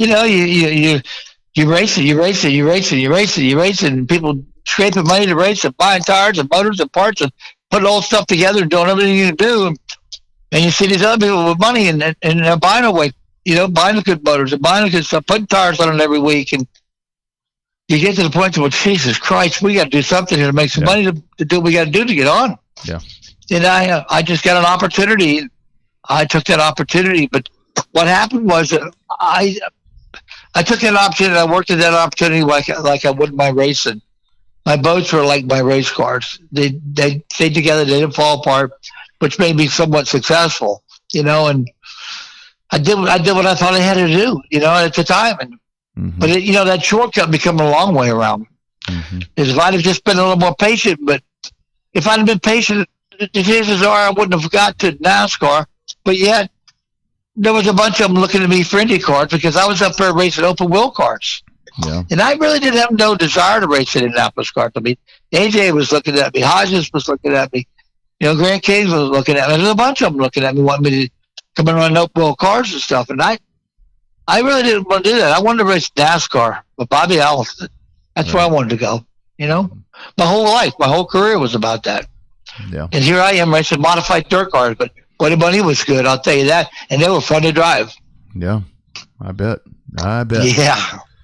Especially on the mile. Yeah. Syracuse. Yeah, good stuff. So, Gary, I had a chance to read the whole book, and you may have covered it in the book. What's the story behind the 112? How did you end up on that number? Most everybody doesn't do three numbers. Everybody does two numbers. What's the story behind the 112? Well, I raced three numbers, a 237 car. Marty Henshaw has done pretty well with it, So I always liked that number. 237 is a cool number. And I had a chance to buy this car with Harvey. A friend of mine, Barry Hayful, had bought it. Him and Alan Kuhn were teammates, and Alan was racing number 12 at the time. I was racing 31. So Barry put 112 on it when he got it from Hanley. And Barry wasn't a racer. He just raced a little bit. And he came to me, he said, you guys got to buy this car. This is way too much of a hot rod for me. Yeah. So Harvey said, if you want it, we'll get it. We bought it. Yeah. I took it to the racetrack. The first time I took it to the racetrack, I left the field just about. I mean, what a rocket ship. And that was basically, I left the 112 on it. And I know way back with Roddy Perry and them guys, and Ernie Reeves and Mike Mannix and stuff, they had 17 and 71, but way back, they had a 112 car. And the car was fast. Yeah. But I mean, and that's how Barry, I think, come about the 112. Yeah. And it's just stuck, and it was everything was 112, because it basically, a 3-digit car puts you someplace different than everybody else with a 2-digit car. Yeah. A lot of places now, they want you to tape it off. They say, too hard to score. Yeah. Yeah, okay. Throws off one stick finger, it's too hard to score. But that just, people didn't like it, and people like it. Some people don't like it. You're not going to make the world happy no matter what you do. Yeah, that's absolutely correct. And I love that Augie Grill runs that 112. I mean, that's super cool. He's one that's you know the reason for that, right? What's that? You know the reason for that, right? Because of you, I hope. Well, yeah, because Augie was about my son's age at a law, Brian, and Ray Potter's son also, little Ray. And they go to race with Frankie, and my son and Bob would go to race with us, and go-karts. I said, pick one out. Matter of fact, pick two out. And they found a couple carts they wanted, and they bought them, and we got a little trailer and bought them some tires and helped them a little bit with motors, and they got winning races, both of them. They had a little problem and got in a traffic wreck and on the way to race and killed him, but Oh, yeah. But that was what it was. I mean, I helped him get started in a go-kart, and his dad number was 12. And that's why he put that little 1 in there. I think that's great. Oh, you know? Man, I love that. And, yeah. He never forgot. You know what I mean, man? He never forgot. That's right. And Gary, I will pull this from the book. Again, I don't want to divulge too much of the book because I want people to buy the book, and we'll talk about that here in just a second. But the day, the Fort Worth, that day, the 87 number was very important to you as well. But the date of that, was that a bitch or was that a bitch? I don't know, but how can you go January 1st, 1987, when I started with the number 87 race car? You know what I mean? It was like, how did that happen? Yeah. How did that happen? Yeah. You know? Yeah. 88, year 87, and on the 12th, and then January 1st. Yeah. That's a lot. That's too much. Yeah. That was almost too much for me, too. Yeah, I bet. Guess what, boy? These are all your good numbers. This is where you started. This is where you ended. This is where you ended. Here you are. I didn't end there. Yeah. I come back. That's right. You sure shit did. Not where I want to be. Not where I want to be. Not what I want to be. But I come back and won races. That's right. You sure did. That to me is just amazing, Gary. The way that you were able to win that championship in the all-pro stuff and then go to Fort Worth, man, I would be distracted in the race car when I would race thinking about, what color underwear that I had on. But yet here you are, got the federal government looking all over you. You got the United States versus Gary Ballou. The fact that you were able to hold that together, win races, and just kick ass is just amazing to me. I don't know. I don't think there's no way I could ever done it, but I think it's just outstanding that you were able to love racing that much that you were able to just do that. Here's what I credit all that to. I credit all that to be, I was blessed. There's naturals and there's just race car people. And when I teach a kid or I go to a racetrack with somebody, develop a program or something, I can tell you in about 10, 15 laps if the kid's got any natural talent or not. Yeah. And then we practice her all day. We come back the next day, and the kid acts like he's never been to the racetrack ever. Like, we were just here yesterday. That's not a natural. No. I was a natural. I don't know why or how, but God made me a natural. And I think that when I sit in a race car, that's what I do best. And I just put my brain and my thoughts all into what I'm doing right there at the time and turn on that shit off. You got to turn that off. You can't live that and live this and live that and do that and be good at it. You know what I'm saying? So I credit that to being a natural, you know? Yeah, it really Tom is. Brady's a natural. Yeah. You know what I mean? Yeah. AJ Foyt's a natural. Bobby Allison's a natural. You can name the naturals. Yeah, no doubt. No doubt. Dale Earnhardt was a natural. Tim Richard was a natural. Freddie Fryer was a natural, you know? Yeah. Gary, I love that story when Earnhardt told you to get in line. Get in line. I taught him a bird. I love that. He taught me a bird back later on. Little Lee said he didn't really. Yes, he did. Yeah. So Gary, and quickly, we'll I know, man, I could talk to you all night, but we'll cut you loose here shortly. But I have to ask you. So your goal was always to be in the Grand National Series. Yeah. And I don't care as much as racing has changed, and I'll ask your opinion of that at some point, the changes. But, I mean, still, I don't care what any of these drivers say. The ultimate goal for any driver in this country is to get to the NASCAR Grand National Cup Series. And that doesn't change, does it? No, any shape. I mean, to run an Atlas car, for cars or whatever, that's pretty special. I mean, that's pretty special. Sure. I mean, that's a two classes. Then you got Can-Am and you got all this other shit. There's a lot of different series, but as far as I'm concerned, the series is the best on top that I always wanted to win at and be the best at was NASCAR. Mm-hmm. Mm-hmm. It's the goal. Yeah. It's the goal. It's the goal. That was the goal. Yeah. So, Gary, other than yourself, who was a natural, who in your opinion is still the greatest? I mean, you've mentioned a lot of them. You're talking about Freddie Fryer, Bobby Allison, Dale Earnhardt, Tim Richmond. Who in your mind was the best? I mean, when you put all the bullshit aside, who do you think is the one that will go down as the greatest of all time? Oh, man, that's hard to say because Little Lee asked me that. I said, Little Lee, I could name 20. He said, well, you know what? He said, I can name 3. I said, 3. He said, 3. He said, my dad, Tim Richmond, and you. I said, whoa, you put me in the elite group there. He said, that's right where you belong. What a compliment. Are you kidding me? But you know what? Bobby Allison, Donnie Allison, AJ Foyt. I mean, come on, Donnie Rutherford. I mean, think about all the really good racers. Yeah. Jack Ingram. I mean, I could name you racers and go on and go on and go on and go on and go on that were natural, that were real deal. You know. Yeah. Real deal. Yeah.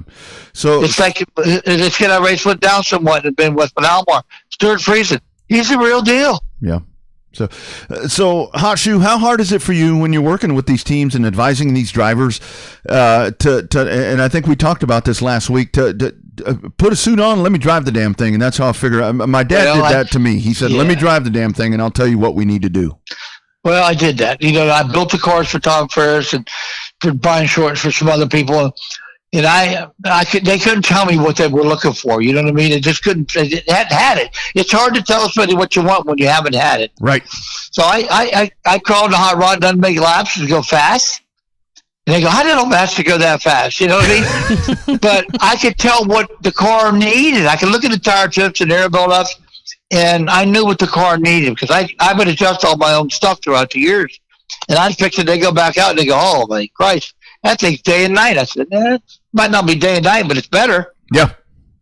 Just made it faster. It accelerated the time and didn't wear the equipment out, you know? That's right.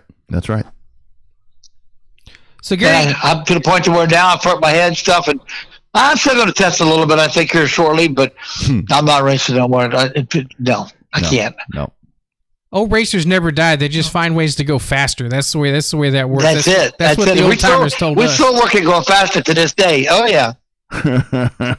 They never quit going fast. You got to keep rubbing, man. Rub. That's it. And so they said, do you ever stop rubbing? I said, no. You never rub enough. That's right. You got to rub it, make it faster. You know what I told them? I said, well, how fast do you want to go? I said, I want to go wide open without a bind. And then when we do that, I want a bigger motor. Yes. That's right. So, Gary, before we talk about your book, talk about the process of writing a book. I mean, did you and Bones sit down and you just take a bunch of notes? I mean, you have that's a hell of a long book you got. There's a bunch of awesome stories in there. Here's how this thing started. I wanted to do a book. I had to find a sponsor to help me. Chris Larson stepped up and said, I'll help you. So I got Blue Boy to 181, and we got the Bones and went back and forth on a contract. And they sent me a contract, and I didn't get it. Well, I'm waiting on them to send it, and I never got it. Finally, I called him. I said, where's the contract? He said, we sent it to you. Where is the contract? You never sent me nothing. He said, we did. I said, you didn't. Bones had to take another job in California. Oh, hell. I had to wait a year and a half for Bones to do my book. Shit. And my boss kept saying, Gary Ballou, I'm telling you, there's other people who can do this. I said, boss, I'm telling you, there's not. He grew up around me and raced around me and watched me race. It has been one of my best friends for years. And he was the exact one that needed to do it. And once we started, it was like, I could say Johnny, he knew Maradino. I could say Tony, he knew Ferriola. I could say Richie, he knew Age. You know, he knew the last names, and he knew the players, and he knew the people. Yeah. So we taped it all as I talked. Nice. He would ask the right questions, and then he put it all where it needed to be, because everybody tells me he keeps calling you back. It calls you back. Right. You can't lay down. You want to keep reading. Yeah. I've had people tell me, what can I do to make it better? Oh, man, another 300 pages. I said, you got to be kidding me. We taped more for that book with Bones and I than Bones has ever taped. He said 3 times the taping than any book that he's ever done. Oh, man. And it's pretty incredible, isn't it? And I can tell you, it is fascinating. I've got a copy of it right here. It's sitting here. So let's talk about that. You can go to GaryBallou.com and get this. And let's talk about your schedule. I mean, because you're out and about. I know when we talked last week, you mentioned that you were going to be, you'll be at New Smyrna for Speed Weeks and hopefully at Snowball and all of that. How can folks get a hold of one of these right here? Okay, just go to GaryBallou.com. You know, we got our Pell also online there, and you get a book. And if you go to the racing shop, you go to Snowball. We're going to be to Snowball. We just did ship the Eastern States at Middletown and Port Royal, and that was real good for us. And I talked to a lot of people. We paced the field. with the 112 car, the 3 car that won races in, and the 73 car, which was cool. I had all 3 of them my boss bought and had them all redone. That was cool. Had Anthony Ferriol in the 73. And them things are just neat to do and fun to do. You know, it brings back memories, all the people that you got to race for and with, and that was cool, and the families. But from there, we're talking about maybe doing something in Hickory, North Carolina now, the week after. Yeah, I'm not sure we're going to do it yet, but we're working on that. And then we come back, and we won't do nothing until February. We'll do New Summer Night 3 or 4 nights, and then we do Volusia probably 3 nights. Absolutely. And we'll go for the truck race. Nice. So between now and then, just probably after Pensacola, we get a little breather to February. Then we do February, then we don't do nothing until probably April, May. Yeah, that's awesome. Hey, Jim Pallas checked in on the Facebook feed. He told me to ask you about Ben, the truck driver. Who was that dude? I love Ben. Ben was like my brother, man. We grew up together and did some time together and just partners together in a lot of stuff and partners with a race car. And I mean, he was the truth. We just lost him like 2 years ago. Oh. Yeah, on US 1, he was driving down the road, and a lady come out of a stop sign and turn to come across the highway and hit him head on. An older lady, just in the wrong lane on the opposite side of a double line road. Jeez. You know, and he drove my rig all over the country. We slept in the back of him. He was one of the best drivers on the highway that I ever rode with. It's just sad. I just broke my heart, man. One of my best friends again. You know, you get to that age where you're 70-some years old, and it's like almost every other day or something. Like you lose one of your best friends, and I was so blessed in having so many. Yeah. It gets hard. Yeah, it gets hard. Well, it really does. I see that in Texas. You know what? I believe in Jesus Christ, and I believe in the Lord. I believe that you go to a better place. That's right. You know? That's right. He's taken really good care of all of us, Gary. Oh, yes, he has. One of the things that you said, and I think that is just so important, and people need to think like you think. So much of your success, and you've talked about it throughout this show, it's the people you've been around. Oh my God! It's a team. It's a team, and I think that's so important, whether it's business, whether it's life, whether it's racing, football, whatever it is. It's a team effort. It's never just one person that makes it happen. It's like I told you, I did my smuggling like I race cars. I was taught how to race cars as a team, a group of people, and do it right. And you have to finish before you can win. And that's maybe as good as I was at that. Maybe it made me too good. Yeah, it got me in trouble. I don't know, but sure. I can't do anything half-assed. I got to do it right, or I don't want to do it. That's right. Absolutely. Yeah. So Gary, when it's all said and done, and you get to meet the good old Lord, when it's all said and done, what do you want to be remembered for? How do you, from this next group of kids that we need to tell them to be like somebody like a race car driver like you? How do you want to be remembered with this next generation, with the kids that'll remember you after you're gone? Well, Mark Martin had said a few things there ways back, and the one thing that really impressed me that how he felt about me was that whenever I come through the gate, he had to raise his bar two more racks. Right. He said, "I've already got mine as high as I could get it." He said, "You know what? As fast as he was, and no matter how fast he was, he always come down there and tried to help me." Mm-hmm. And that's the thing I've always tried to do is help everybody with their race cars. Never lie to them. If I don't want to tell you, I won't tell you. But I'm never lying to nobody. I've always told them the truth. And I used to jump in their cars and make laps with them. And a lot of my corners say, "Gary, you need to stop. Yeah. You don't know who worked on that car, but throttle linkage and this and that. You don't need to do that. Stop." So finally, I come to the point where I stopped doing all that. But I'd like for everybody to remember me is doing everything I could do to win. Because I went there to win, not just to ride around or run second. And then I'd help anybody that needed help. Mm-hmm. You know, and just my dad was that way, my mom was that way, did for everybody, and I'll do for somebody else and not myself, before I do for myself. Yeah. Well, and Gary, I'll tell you one of the things, and I am very privileged because I did get to see you in person, but I think one of the things that, I mean, you've been knocked down and you keep coming back up, and now you're. I love how you talk about where I mean, you taught when you were away. Yeah. I mean, I taught the drug program. Right. I did. I taught the drug program. I took the drug program because you can get a little bit of time off. Well, I didn't get but about 3 weeks off. Some of the guys got 6 months, 8 months off, but there was a lot of people that couldn't read or write that took that didn't understand. Yeah. And I would help them and try to get them to understand it. the instructor said, "All right, Mr. Blue, put your white hat on now. See what you can do." Yeah. And I'd work with him and help him. And Yeah. it was all said and done. And I got the award for achievement of helping everybody the most. And to me, that meant a lot. Yeah. Just to be able to help them and get them out of there and get their life straightened out and get on with their lives. Yeah, that's exactly right. That's exactly right. I'll tell you, Gary, man, I'll tell you, like I said, got to see you race, got to meet you once there in person. It is a true privilege to get to talk to you tonight and to continue to read this book. And just thank you for being a racer's racer and just a great person. It's been so cool to follow you all this time. Thank you so much. And like I said, I got to be around a lot of racers that are real racers, good people. Yeah. Here's a quick story I'll tell you before I go. Sure. I was at Daytona and AJ was there with his son. They were practicing and stuff, and it was AJ's birthday. And AJ's been my hero. Him and Bobby Allison are my heroes for sure. Yep. And Tim Richards and Earnhardt, they were all my friends. But he said to me, turned around and looked at me and said, "You know what, Blue?"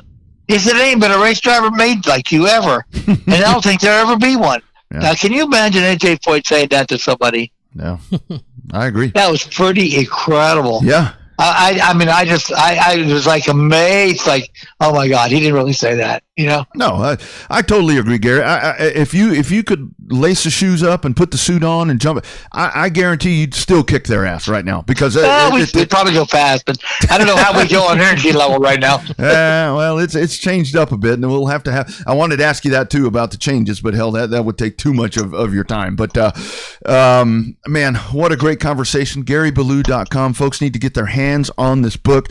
There's just so much insight, and it's the racing stories are great, Gary, but I love the personal story. Life. That's real the life. best part. Yeah. Well, everybody that's got it, like, that's the best book I've ever read, and like all the racers. I mean, from Kenny Wallace to Earnhardt to Mark Martin, any of them. Trader, all of them. You know what I mean? I mean, just they thoroughly enjoyed it because they understand it because they had that part of their life. That's right. They didn't have the other part of getting in trouble.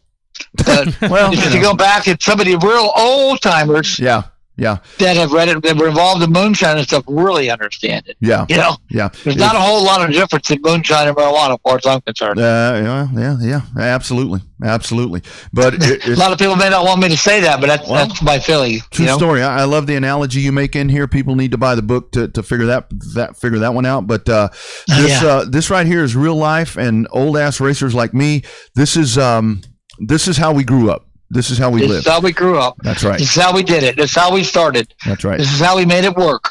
That's exactly right. And I wish we could get back to it, but it's tough. But Hot Shoe, thank you so much, sir. Thank you. Privilege for us to have you on these airwaves tonight, buddy.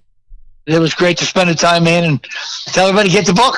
Read the book. That's it. When it comes to the racetrack, find me, man. I like to talk to them and shake their hand. Absolutely, we will do it, sir. We'll see you. We'll see you up at Pensacola or down at Pensacola. All right, buddy. See you there. Thank you so much. Take care, Gary. Bye-bye. You bet. Gary Ballou. Hell of a Hot Shoe. And there's so many stories that we could have talked to Gary about, but you got to go buy the book, guys. I mean, it's not really a tease. He covered a lot of stuff with us tonight, but there's even more stuff in this book. If you're really an old school race fan, like a lot of our listeners are, you definitely got to get this book. It's even just a little bit that I've got to read of it. It's definitely a can't put down. Once you start reading it, you just got to keep rocking and rolling with it. Yeah, jump on there, GaryBallou.com. It is just an incredible read, and the way that I like this is written, you can definitely tell. I like how I said that they recorded everything because it's written. That's the way it's written, because you've got the intro from Bones and Bones. If you're not familiar with Bones Borscher that wrote this with Gary, that Stock Car Racing magazine. I mean, just an accomplished racing writer, and the intro to it, the what do they call the forward to it is pretty long. It's pretty long, and it kind of recaps it all up if you read the forward. But then you get into where Gary's telling the stories. You could definitely tell that it's written that it's Ballou just telling stories, because it's written in short little transcripts where you go in and he tells stories, and just from the time that he started going into, I think a lot of people don't realize, I mean, the Batmobile, I think a lot of people don't realize the Batmobile was a dirt car. I think a lot of people thought that was some sort of pavement car. Well, I thought it was the one before I started reading the book. I thought it was the black Camaro that he used to run with the, the way that they ran all those crazy aero screens and all kind of stuff back in the day with him and Freddie and some of those guys the ones that I call a Batmobile now. That's the book that's the car that I thought it was before I started reading the book, and then got him connected for the one we saw down at Pensacola. And there's so much of this as I've kind of gone through this a little bit where I realized growing up here where you had Palace and Charlie Cohen and all these guys that would show up with these radical looking late models, and it just never really understood the long noses and the tall, whatever. But Gary goes in here and he explains aero. Gary was way ahead of his time when he came into the intricacies of that Batmobile, why it was built like that. I mean, and what they really did. I mean, they made the dirt track promoters or rule makers, they made them look stupid with that car, because they took that car and they built it totally legal, but everything that was unaddressed they put into that car. And gray areas. Every good race car builder's colorblind. He only doesn't see black, doesn't see white, only sees gray. It is a great book. You got to get your hands on it. GaryBallou.com. And thanks to Hot Shoe for jumping on there. And I just love the stories there. And he even talks about, wanted to talk to him about Texas World. I know he made one appearance there, but maybe we'll talk about that another time. But he even talks about in here when they went to run in Michigan. And it's at the back of the book, a picture there, where they had to reinforce and do all of this other stuff, but just the details that he gives here. And he tells it, I mean, he always had that one goal. I mean, you growing up as a kid, he fell in love with the racing. I will tell you this, he said, and I think both of you and I can relate to this, and most people that catch this, he went to the racetrack the first time and he fell in love with the look, the smell, the sound. He was hooked. He could never get away from it. Yeah, that's true. And that's about the way it works. But fascinating. We will podcast that up. And the great Gary Ballou. That's cool. Yeah, no, awesome interview. Thanks to the Hot Shoe for spending some time with us boys in Texas, and lots of good stuff. So don't forget about the book. It's a really good book, and he wasn't on here to sell the book. He was on here to tell stories with us, and so that's the best part. If you get a chance to buy the book, that's even better. But I don't know. Can they tell people you heard about it on Revved Up Sports Show? Maybe when you go to Florida. Absolutely, yeah. When you go up there, tell them you heard it here, whether live or on the podcast, and he's a good dude, man. I'll tell you, he's a character in person. He really is a good guy. When I talked to him last week, he talked for a long time. Just kind of telling stories, and one of those legendary guys. Speaking of legendary guys, we got to give a big Revved Up Sports Show happy birthday to one of the best in Texas. One of the best ever, Greg Davidson. Happy birthday to you, sir. Hopefully you're on the mend and doing much better. So we anticipate seeing you probably more than likely down at the Derby. Don't know if you'll be racing or not, but we'll definitely see you down there. I'm sure you'll be down there helping Chris and around there. So we look forward to talking to you here in a couple of, I guess we're on the road to the Derby. I guess once we get past championship weekend with the Cup cars, I think we're 6 weeks away after that. Yeah, a little less than that. And we will get you promoter of the year. That is still happening. We kind of pushed it back a little bit because we wanted to definitely accommodate Gary. But funny story, when I talked to Ballou last Monday, I mentioned about Greg Davidson because Gary was telling me that he's had a couple of setbacks himself with some stuff, and I mentioned Greg Davidson. He goes, "Oh man, I remember that guy. I remember that guy down in Texas. That guy was a little out of control." and that's from Greg Davidson. That's from Greg Davidson. So that San Antonio story that he talked about, that was one of those automatic transmissions that I talked about, and again, you got to get the book to figure out how they made those work, because I was the same way. I remember when they had the Arts trucks, when they ran automatic transmissions, they never sounded, it never really had that. But that and the 305s. Yeah. But in this book, it tells you how to make one of those. And I'm sure, it's been figured out by now, but how it all started is in there. And speaking of 305s, there's details in there about another little bitty engine that was really, really good. Really, really good. It's a great read. It's there's ways in here you can learn. When we talk to Riethmeyer and all these guys that tell us how they did things, there's a lot of that in there. Oh yeah, there is a lot of that in there. It's the stuff they tell us off the cameras or off the microphone is sometimes better than the stuff they tell us on it. But that's why we get the legends on here. So at some point, the statute of limitations expires, and they'll get a chance to tell some good stories. Yeah, no doubt. Good stuff there, and that you realize when we talk about how is racing still so great in Florida, it's been great for a long time, and goes into detail there. GaryBallou.com, get this, and seriously, it's not.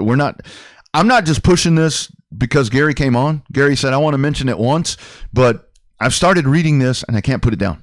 Absolutely cannot put it down. It's good stuff. Yeah, no, it's an awesome book. I look forward to reading the rest of it myself. So it's always a good time. So now everybody stay safe. Everybody stay normal with the election coming up here tomorrow. So remember, don't be acting a fool tomorrow. Just whoever wins, let's just if we know, we won't. Let's come together. Gary talks in here about the importance of people working together. So let's try that. Thanks to Casey Roderick. Congratulations on that All-American 400 win. And thank you, Gary Ballou. We'll podcast this bad boy up and have it live or have it up on SoundCloud and everywhere else. Have a great week, friends. Your Final Four is set up. May have a Final Four watch show opportunity. Oh. Got to get it all put together, though. It's not as easy as it used to be. So yeah, we'll work on that. Have a great week, friends. For Bobby, I'm Rodney. Enjoy your week, friends. It is #Real Race Talk from Texas. Revved Up Sports Show.